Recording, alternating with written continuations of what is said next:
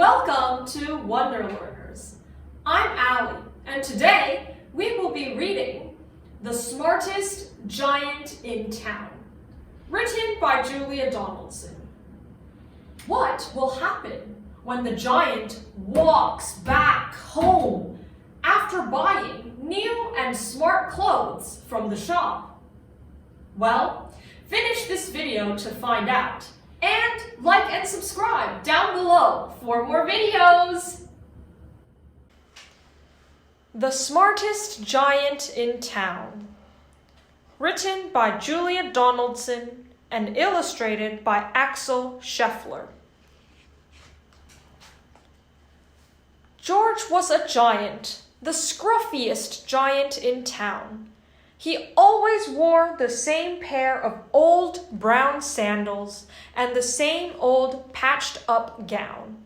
I wish I wasn't the scruffiest giant in town, he said sadly. But one day, George noticed a new shop.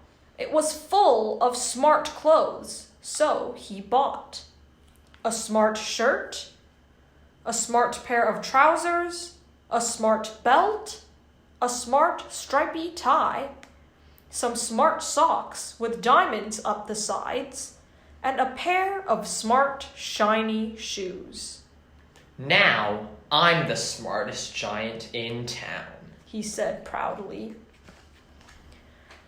George left his old clothes behind in the shop. He was about to go home when he heard a sound. On the pavement stood a giraffe who was sniffing sadly. What's the matter? Asked George. It's my neck, said the giraffe. It's so very long and so very cold. I wish I had a long, warm scarf. Cheer up, said George, and he took off his stripy tie. It didn't match my socks anyway, he said as he wound it round and round the giraffe's neck. It made a wonderful scarf. Thank you, said the giraffe. As George strode towards home, he sang to himself. My tie is a scarf for a cold giraffe, but look me up and down. I'm the smartest giant in town. George came to a river. On a boat stood a goat who was bleating loudly. What's the matter? Asked George. It's my sail, said the goat. It blew away in a storm.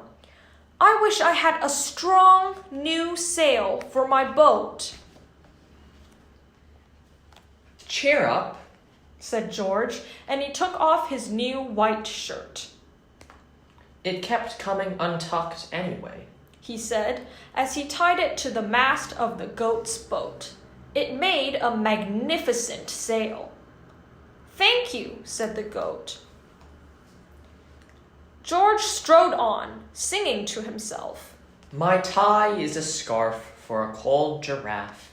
My shirt's on a boat as a sail for a goat. But look me up and down. I'm the smartest giant in town. George came to a tiny, ruined house. Beside the house stood a white mouse with lots of baby mice. They were all squeaking. What's the matter? Asked George. It's our house, squeaked the mother mouse. It burned down and now we have nowhere to live. I wish we had a nice new house. Cheer up, said George, and he took off one of his shiny shoes. It was giving me blisters anyway, he said, as the mouse and her babies scrambled inside. The shoe made a perfect home for them. Thank you, they squeaked. George had to hop along the road now, but he didn't mind. As he hopped, he sang to himself. My tie is a scarf for a cold giraffe. My shirt's on a boat as a sail for a goat. My shoe is a house for a little white mouse. But look me up and down. I'm the smartest giant in town. George came to a campsite. Beside a tent stood a fox who was crying. What's the matter? Asked George. It's my sleeping bag, said the fox. I dropped it in a puddle. I wish I had a warm, dry sleeping bag. Cheer up, said George, and he took off one of his socks with diamonds up the sides. It was tickling my toes anyway, he said as the fox snuggled into it. It made a very fine sleeping bag. Thank you, said the fox. George hopped on, singing to himself. My tie is a scarf for a cold giraffe. My shirt's on a boat as a sail for a goat. My shoe is a house for a little white mouse. One of my socks is a bed for a fox. But look me up and down. I'm the smartest giant in town. George came to a big, squelchy bog. Beside the bog stood a dog who was howling. What's the matter? Asked George. It's this bog, said the dog. I need to get across, but I keep getting stuck in the mud. I wish there was a safe, dry path. Cheer up, said George, and he took off his smart new belt. It was squashing my tummy anyway, he said as he laid it down over the bog. It made an excellent path. Thank you, said the dog. The wind started to blow, but George didn't mind. He hopped on, singing to himself. My tie is a scarf for a cold giraffe. My shirt's on a boat as a sail for a goat. My shoe is a house for a little white mouse. One of my socks is a bed for a fox. My belt helped a dog who was crossing a bog, but my trousers are falling down. I'm the coldest giant in town. Suddenly, George felt sad and shivery and not at all smart.